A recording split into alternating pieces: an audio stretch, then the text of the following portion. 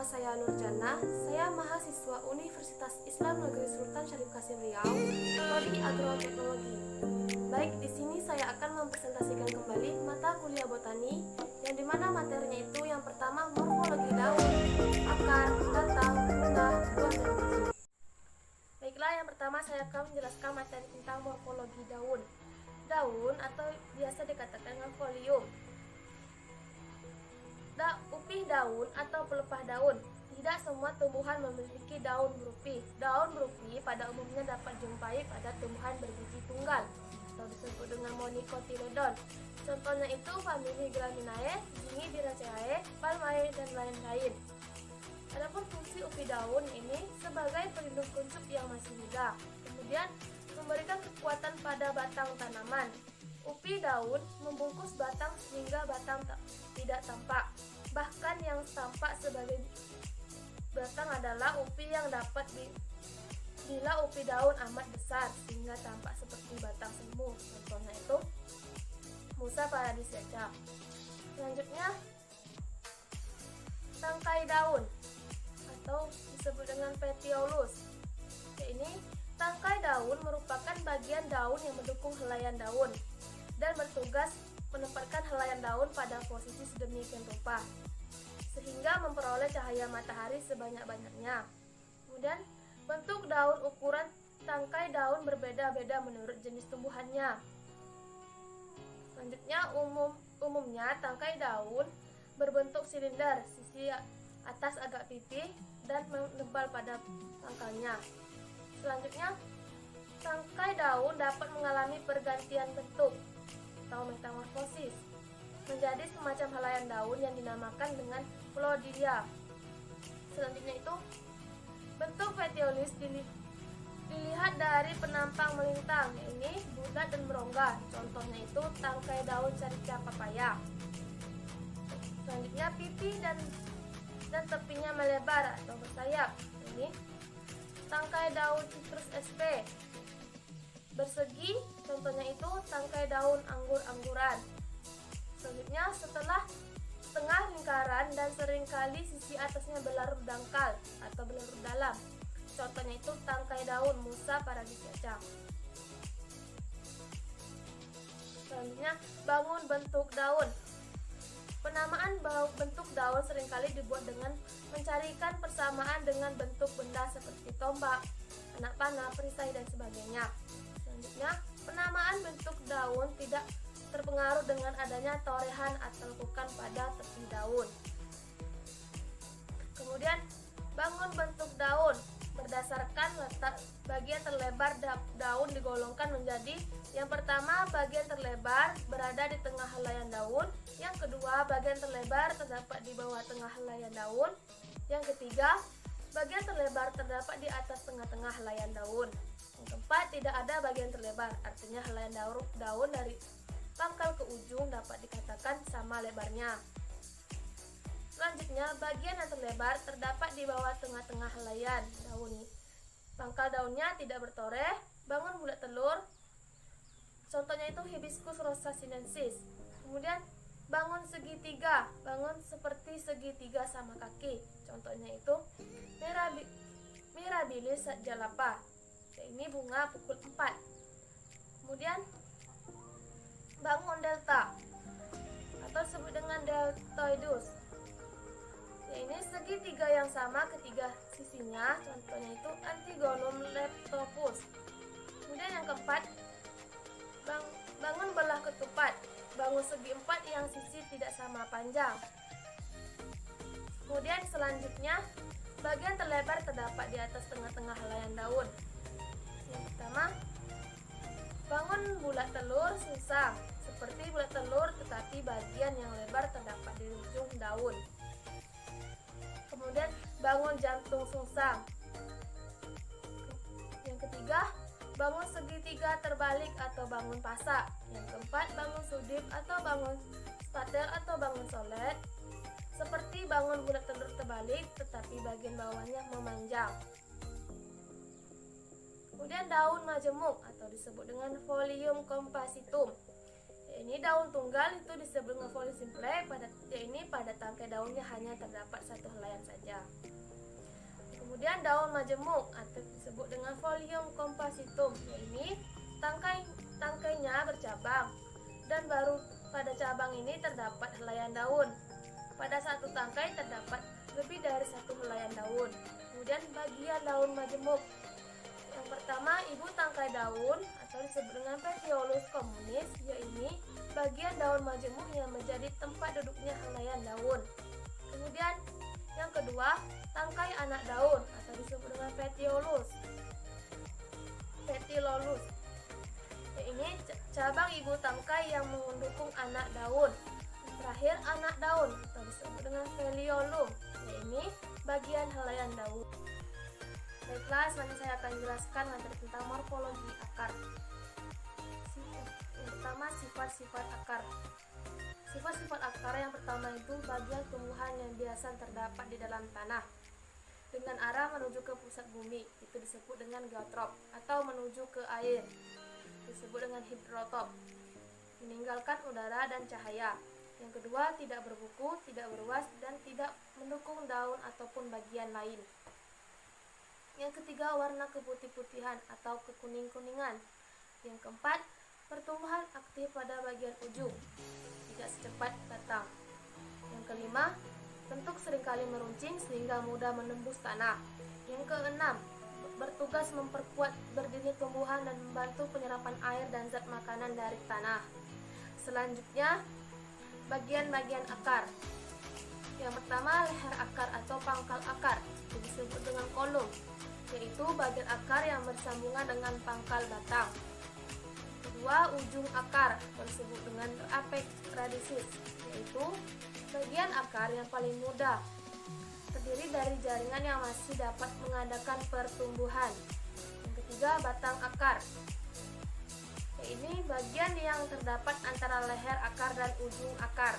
Yang keempat, cabang-cabang akar, yaitu bagian-bagian akar yang tak langsung bersambungan dengan pangkal batang, tapi keluar dari pokok dan masing-masing dapat mengadakan percabangan lagi. Kemudian selanjutnya, serabut akar. Cabang akar yang halus-halus dapat berbentuk serabut. Kemudian rambut-rambut akar atau bulu-bulu akar atau disebut dengan pilus radicalis, yaitu berupa penonjolan sel kulit luar akar berupa rambut yang berfungsi memperluas penyerapan. Kemudian tudung akar, yaitu bagian akar yang letaknya paling ujung, terdiri atas jaringan yang berguna untuk melindungi ujung akar yang masih muda dan lemah. Selanjutnya itu bentuk akar tunggang. Bentuk akar tunggang itu terdiri dari dua, yaitu yang pertama tidak bercabang dan yang bercabang. Yang tidak bercabang itu yang pertama itu berbentuk tombak atau disebut dengan fusiformis. Ini pangkal besar meruncing ke ujung dengan serabut-serabut akar sebagai percabangan. Contohnya itu wortel, tidak bercabang. Kemudian yang kedua, bentuk gasing, apiformis. Ini pangkal batang besar membulat akar-akar serabut sebagai cabang hanya pada ujung yang meruncing. Contohnya itu bengkoang dan bawang. Yang ketiga, bentuk benang dan disebut dengan filiformis. Yaitu bila akar tunggang kecil panjang seperti akar serabut saja dan sedikit sekali bercabang. Contohnya itu Phaseolus lunatus. Kemudian bentuk akar tunggang yang bercabang. Akar tunggang yang bercabang atau disebut dengan ramonus, yaitu akar tunggang berbentuk kerucut panjang, tumbuh lurus ke bawah, banyak cabang dan bercabang lagi, sehingga memberikan kekuatan yang lebih besar kepada batang. Kemudian akar serabut.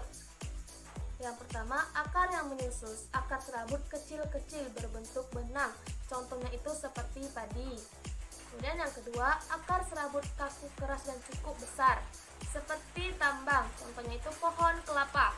Yang ketiga, akar serabut besar-besar, hampir sebesar lengan, masing-masing tidak banyak memperlihatkan percabangan, contohnya itu pandan.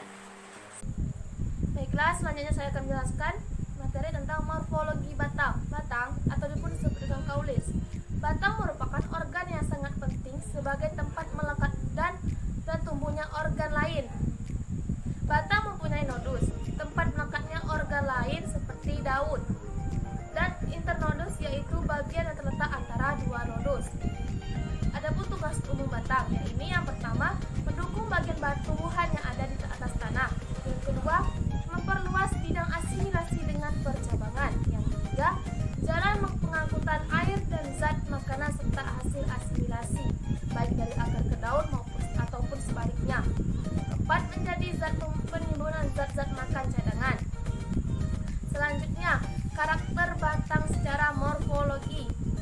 Ini yang pertama, bentuk batang bulat atau disebut dengan teres, contohnya itu bambu. Kemudian bersegi atau disebut dengan agularis, itu terbagi menjadi bangun segitiga dan bangun segi empat. Kemudian yang ketiga, pipi atau disebut dengan cladodia. Selanjutnya, permukaan batang. Permukaan batang itu licin atau disebut dengan levis, contohnya itu batang jagung. Kemudian berusuk, ya ini pada permukaan terdapat gerigi-gerigi yang membujur. Yang ketiga, beralur, contohnya sulcatus, ya ini terdapat alur-alur yang jelas pada batang secara membujur. Kemudian bersayap atau disebut dengan alatus, ya ini biasanya terdapat pada batang yang bersegi, tapi pada sudutnya terdapat pelebaran yang tipis, contohnya itu markisa. Selanjutnya, percabangan. Monopodial atau batang lebih, ya ini batang lebih menonjol, pertumbuhan batang lebih jelas, lebih tinggi dan besar dibandingkan percabangan, contohnya itu durian. Kemudian sipodial, ya ini batang lebih pendek, tidak terlalu menonjol dibandingkan pertumbuhan percabangan, contohnya itu sawo manila. Yang ketiga, dichotomus, ya ini setiap percabangan selalu terdiri dari dua cabang yang sama, ini percabangan menggarpu. Selanjutnya saya akan menjelaskan tentang bunga atau disebut dengan flos. Secara umum dalam satu bunga terdapat bagian-bagian sebagai berikut. Yang pertama, tangkai bunga, dasar bunga, hiasan bunga, organ kelamin jantan, dan organ kelamin betina. Kemudian selanjutnya itu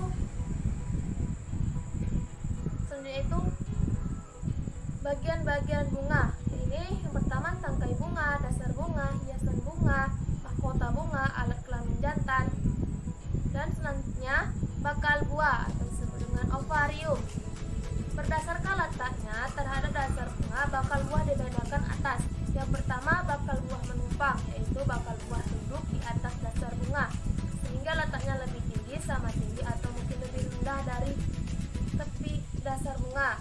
Tetapi bagian samping bakal buah tidak pernah berlekatan dengan dasar bunga. Yang kedua, bakal buah setengah tenggelam, yaitu bakal buah duduk pada dasar bunga yang tekung. Tempat duduk bakal buah selalu lebih rendah dari tepi dasar bunga, dan sebagai dinding bakal buah berlekatan dengan dasar bunga. Dan yang ketiga, bakal buah tenggelam, ini seluruh bagian samping bakal buah berdekatan dengan dasar bunga.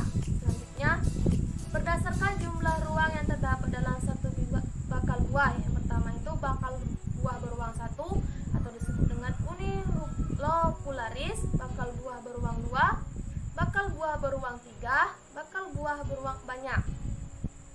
Selanjutnya, bakal biji. Bagian-bagian bakal biji itu ada 5. Yang pertama, kulit bakal biji. Yang kedua, badan bakal biji. Yang ketiga, kandung lembaga. Yang keempat, liang bakal biji. Dan yang kelima, tali pusat. Kemudian selanjutnya itu letak bakal biji pada tempuni. Yang pertama, tegak atau disebut dengan atropus. Kedua, mengangguk atau disebut dengan anatropus. Bengkok itu disebut dengan komitolotropus. Keempat, setengah mengangguk. Dan yang kelima, melipat. Selanjutnya, bagian bunga majemuk, yaitu bagian yang bersifat seperti batang atau cabang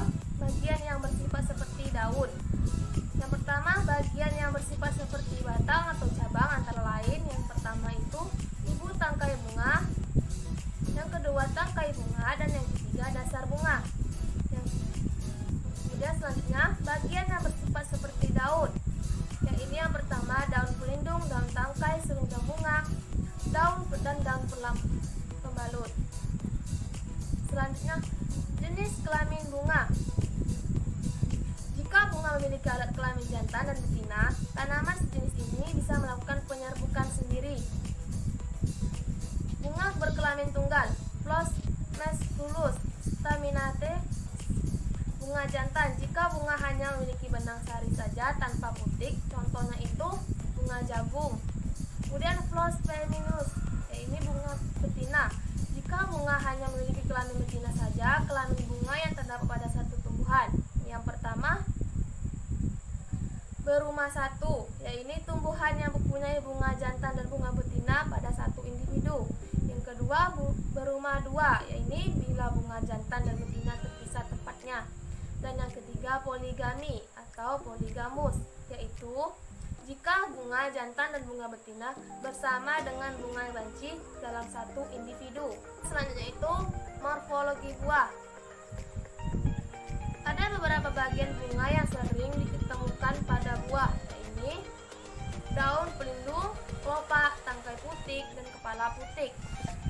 Buah pada tumbuhan umumnya dibedakan menjadi dua golongan. Yang pertama, buah semu atau buah tertutup. Itu terdiri dari tiga bagian, yaitu buah semu tunggal, buah semu ganda, dan buah semu majemuk. Kemudian yang kedua, buah sesungguhnya atau buah sejati. Itu ini terdiri dari buah sejati tunggal, buah sejati ganda, dan buah sejati majemuk. Buah sejati ganda yaitu buah sejati yang terjadi dari satu bunga dengan beberapa bakal buah yang bebas atau satu sama lain dan masing-masing bakal buah menjadi satu buah. Contohnya itu buah cempaka. Kemudian buah sejati majemuk yaitu buah sejati yang terjadi dari satu bunga majemuk yang masing-masing bunganya mendukung satu bakal buah dan setelah menjadi buah tetap berkumpul sehingga seluruhnya tampak sebagai satu buah saja. Contohnya itu buah pandan. Selanjutnya buah sejati. Buah sejati tunggal dibedakan menjadi yang pertama itu sikus, buah sejati tunggal kering.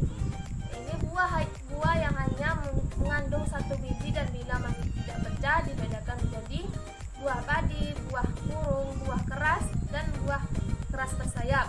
Kemudian buah terbelah dibedakan menjadi berbelah dua, berbelah tiga, berbelah empat, dan berbelah banyak. Kemudian buah kendaga dibedakan menjadi buah berkendaga satu, buah berkendaga dua, buah berkendaga tiga, berkendaga lima, dan berkendaga banyak. Selanjutnya buah kotak dibedakan menjadi buah bumbung, buah polong, buah lobak atau polong semu dengan celah, dengan gerigi, dengan liang, dan dengan katup. Selanjutnya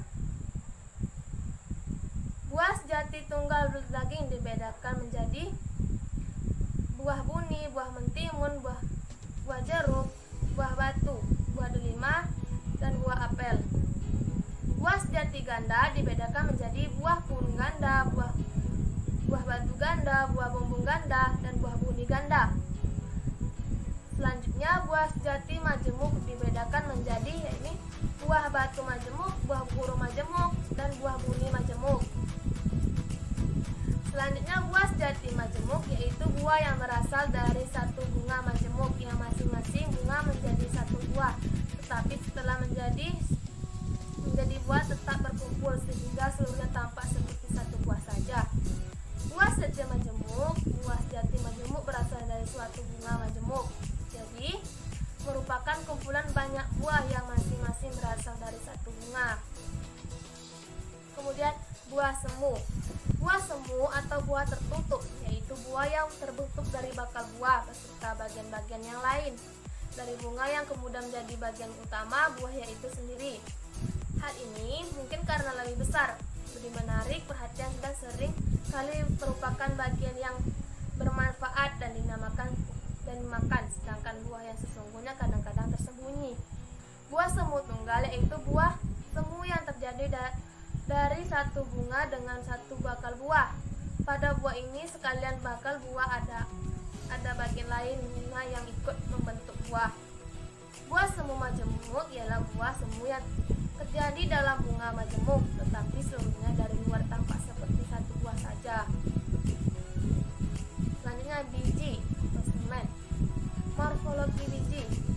Biji atau bakal biji disebut dengan ovule yang masak berisi embrio dengan tempat cadangan makanan yang dilindungi oleh testa. Testa pelindung lapisan terluar biji bisa disebut dengan kulit biji.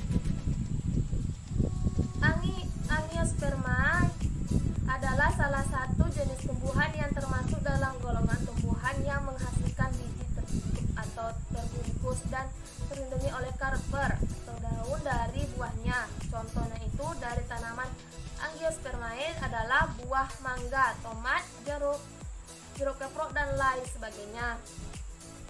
Kemudian tumbuhan berbiji tertutup. Gymnospermae dari bahasa Yunani, gymnos yaitu artinya telanjang, dan spermae biji atau tumbuhan berbiji terbuka merupakan kelompok tumbuhan berbiji yang bijinya tidak terlindung dalam bakal buah atau ovarium. Perkecambahan awal dari pertumbuhan satu biji atau organ vegetatif.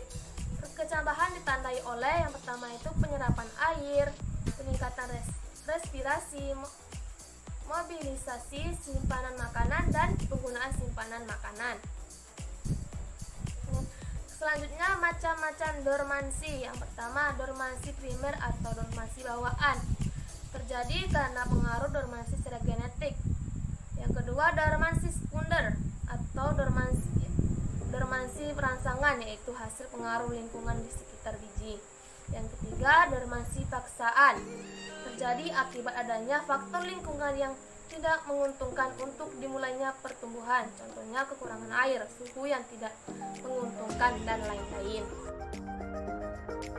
Baiklah, sekian presentasi dari saya ucapkan terima kasih.